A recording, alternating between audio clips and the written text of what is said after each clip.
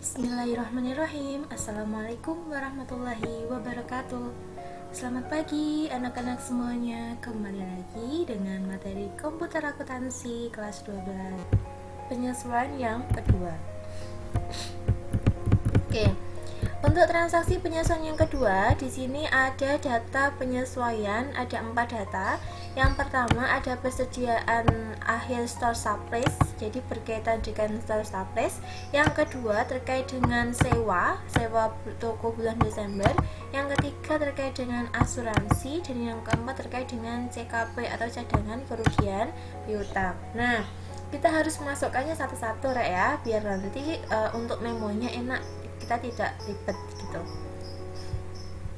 Oke, yang pertama kita akan memasukkan untuk pencatatan penyesuaian persediaan akhir store surplus atau berkaitan dengan penyesuaian store surplus atau perlengkapan toko.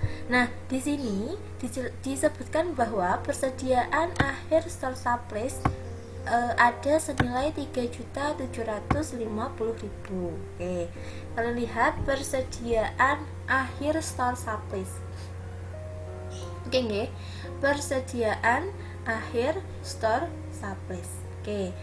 Nah, kalian lihat untuk transaksi PT Gesti Smart, bisa kalian lihat di bagian paling atas, dia menggunakan metode pencatatan secara nominal dengan menggunakan pendekatan nominal ataukah dengan menggunakan pendekatan real ya, atau pakai pendekatan neraca atau pakai pendekatan laba rugi. Nah, hal itu bisa kalian lihat di bagian akun atau trial balance-nya. Jika trial balance di bagian ini kan misal terkait dengan store surplus ya. Oke, saya langsung ajak saja kalian ke atas biar nggak ngawang-ngawang. Oke, kita lihat untuk trial balance. Nah, di sini ya. Nah, bisa kalian lihat untuk penyesuaian seperti surplus, habis itu iklan, advertisement, habis itu insurance, terus habis itu rent ya. Jadi untuk penyesuaian store surplus atau perlengkapan, sewa, iklan ataupun asuransi, silahkan kalian cek dia pakai pendekatan neraca atau pakai pendekatan laba rugi. Nah, ngeceknya gimana, Miss? Ngeceknya silahkan kalian lihat saja di bagian trial balance bagian 1, poin 1 sampai poin 3, akun 1 sampai akun 3 dividen ini merupakan akun neraca, sedangkan untuk akun 4 hingga 9 ini merupakan akun laba rugi. Oke ya, sampai sini paham ya? Oke, kalau sudah paham silahkan kalian cek. Jika pakai pendekatan neraca, berarti akun 1 sampai akun 3 ini dia akan terisi. Oke. Nah, jika pakai akun laba rugi, maka akun 4 sampai akun 9 ini akan terisi. Dan kebalikannya, kalau pakai akun neraca biasanya 1 sampai 3 ini akan terisi dan 4 sampai 9 tidak akan terisi. Sedangkan jika pakai pendekatan laba rugi, akun 4 sampai akun 9 akan terisi, sedangkan akun 1 sampai akun 3 tidak akan terisi. Ya, silahkan catat baik-baik itu. Oke. Lalu gimana, Miss, jika keduanya terisi seperti ini? Misal terkait dengan store surplus ya. Ini kan store surplus ya kan? Store surplus.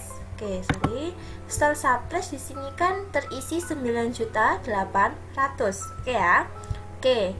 Dan sedangkan untuk akun pembandingnya atau akun tandingan store surplus kan pasti surplus expense, ya kan? Kita cari surplus expense, ada tidak? Oh, ada. Store surplus expense. Oh, terisi juga, Miss, sebesar 4.750.000. Lalu gimana, Miss, kita menentukannya? Pakai metode laba rugi atau pakai metode neraca? Nah, jika ada kasus seperti ini, secara otomatis kalian silahkan pakai akun yang lebih liquid. Nah, akun mana yang lebih liquid antara akun neraca dan akun laba rugi? Ya pastinya akun neraca, iya kan? berarti dia pakai pendekatan neraca. Nah, ciri-ciri pakai pendekatan neraca gimana? Betul, ciri-cirinya adalah kalau pakai pendekatan neraca itu, maka akan dicatat sebesar yang terpakai.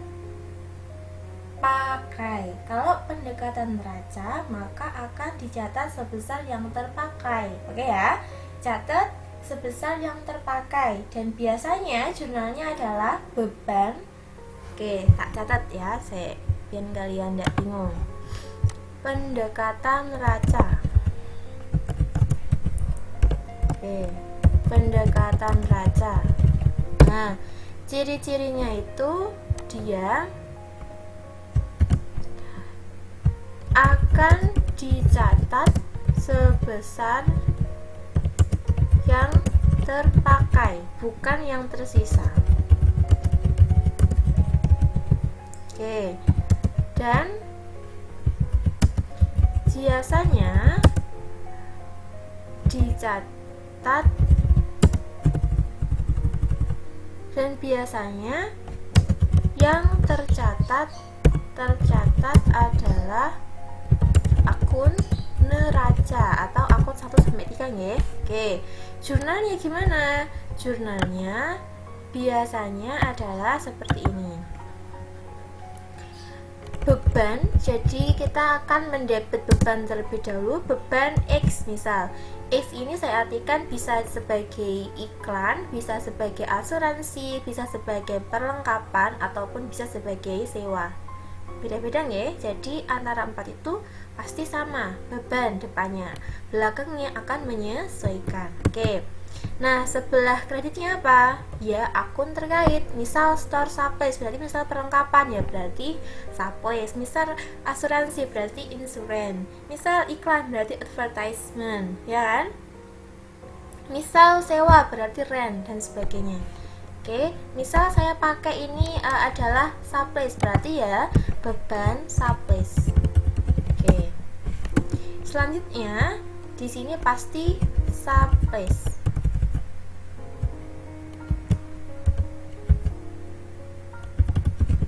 Supplies. Nah, pencatatan nominalnya ini di sini XXX ini loh yang saya maksud sebagai akan dicatat sebesar yang terpakai. Oke ya. Jadi dia akan dicatat sebesar yang terpakai. Oke. Jadi kalau pakai pendekatan neraca, dia akan dicatat sebesar yang terpakai. Oke. Kebalikannya, kalau pendekatan laba rugi, maka ciri-cirinya adalah akan dicatat sebesar yang tersisa. Oke, bukan yang terpakai. Oke. Dan biasanya akun yang tercatat pada neraca saldo adalah akun laba rugi atau akun nominal. Oke, tuh. Nah, biasanya jurnalnya jika pakai pendekatan laba rugi kebalikannya. Kalau pendekatan neraca maka bebannya dulu baru supplies. Kalau pendekatan laba rugi neraca dulu, supplies dulu, baru akun nominalnya atau beban supplies. Oke. Nah, nominal di sini itu sebesar yang tersisa. Oke.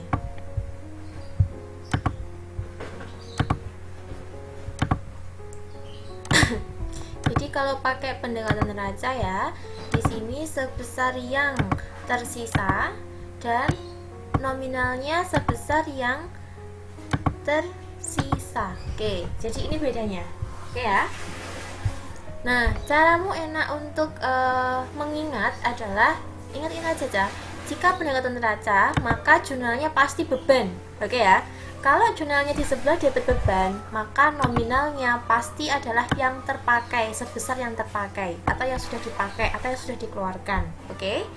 Sedangkan kalau sublease, kalau pendekatan laba rugi, pasti akun yang di debit pertama pasti akun sublease ya. Kalau di akun sublease berarti yang dicatatnya nominalnya sebesar yang tersisa atau yang belum dipakai atau yang belum digunakan gitu ya. Oke, kita kembali ke laporan Mayap. Oke ya, sudah paham ya? Oke, kalau nanti tidak paham silahkan ditanyakan saja, bisa chat lewat grup. Kita akan melanjutkan untuk penyesuaian yang kedua. Kita cari untuk penyesuaian yang kedua, mana tadi? Oke, ketemu ya. Oke, ini untuk penyesuaian yang kedua, yaitu kita akan masukkan persediaan akhir store sublease 3.750.000. Nah, ingatan ya, di sini untuk persediaan store sublease. Oke ya. Nah, di sini persediaan store sublease, persediaan akhir ya. Karena tadi sudah kita lihat di awal bahwa pencatatan penyesuaian untuk sublease dia menggunakan pendekatan raca, secara otomatis harus kita catat sebesar yang terpakai. Oke. Berarti kita mencatatnya di mana? Silahkan buka di bagian account, karena kita mencatat jurnal penyesuaian berarti di record journal entry. Oke, kita isikan untuk bukti numbernya, bukti dokumennya yaitu BKM 12-2, tanggalnya 31 Desember 2011, dan untuk memonya adalah penyesuaian perlengkapan toko. Perlengkapan toko. Oke ya. Nah, kalau sudah silakan kalian klik. Nah, di sini langkah-langkah kita untuk melakukan pencatatan jurnal. Oke. Karena tadi seperti yang sudah saya jelaskan tadi ya, karena dia pakai pendekatan neraca ini, secara otomatis jurnalnya adalah beban. Oke, berarti kita cari beban. Beban pasti ada di poin akun 6. Terkait dengan sublease berarti store sublease expense 6.200. Oke, untuk nominalnya kita isikan belakang ya. Oke, jurnal yang akun yang kedua apa? Betul, setelah beban pasti akun racanya, yaitu akun 1 apa? Ya, store sublease. Nah, di sini ada bagian debit sama kredit. Langkah berikutnya adalah silahkan kalian isikan untuk mengisi nominal di debit dan kredit ini antara store sublease expense dan store sublease. Langkah-langkah kita adalah silahkan kalian buka ya, karena kita mencatatnya sebesar yang terpakai apa tersisa. Betul, yang terpakai ya. Oke, karena tadi soalnya ini ya, persediaan akhir store sublease 3.750.000. Oke, persediaan akhir berarti yang tersisa sebesar 3.750.000. Berarti kita harus tahu berapa yang sudah dipakai. Langkah-langkahnya gimana? Silahkan kalian minimize dulu untuk akun tersebut, masuk ke bagian account list. Oke, lalu silahkan masuk ke aset, cariin store sublease. Oke, store sublease, mana store sublease? Oke, di sini ya. Oke, lalu kita untuk store sublease di sini adalah 10.400.000. Oke.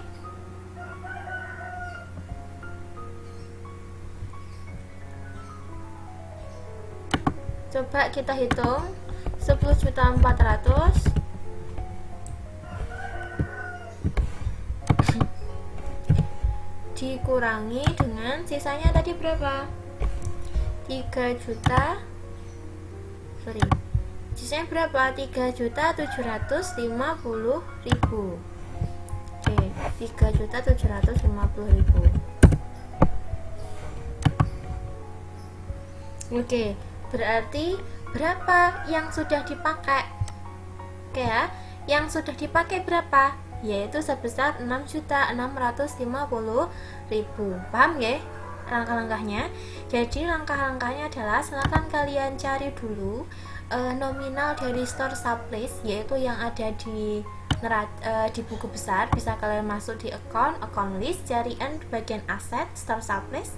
Kalian lihat berapa nominal dari store sublease, yaitu 10.400.000. Ini adalah nominal secara keseluruhan ya, sejak dia dibayar.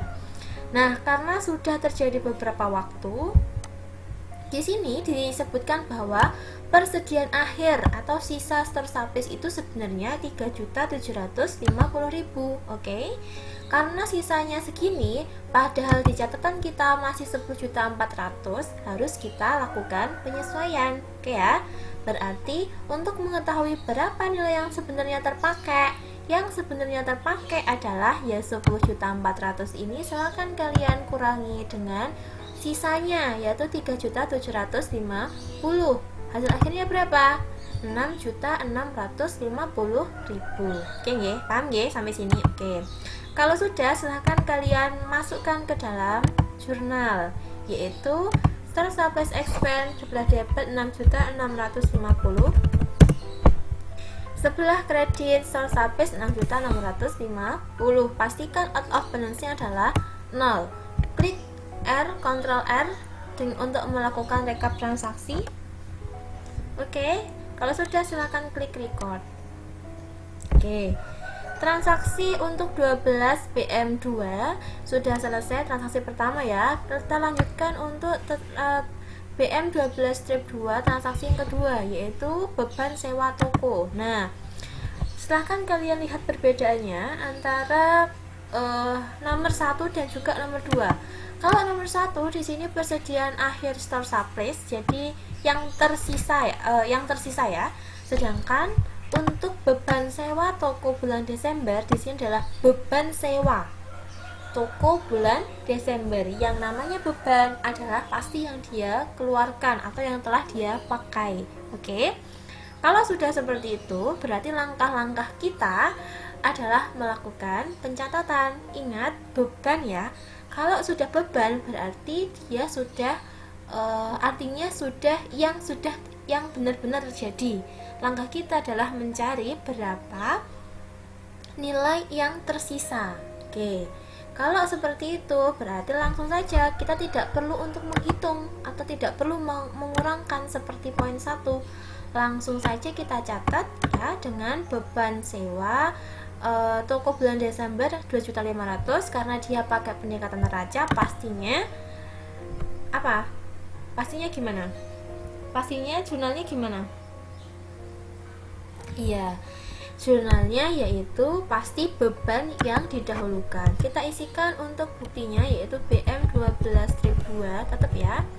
Untuk memonya adalah penyesuaian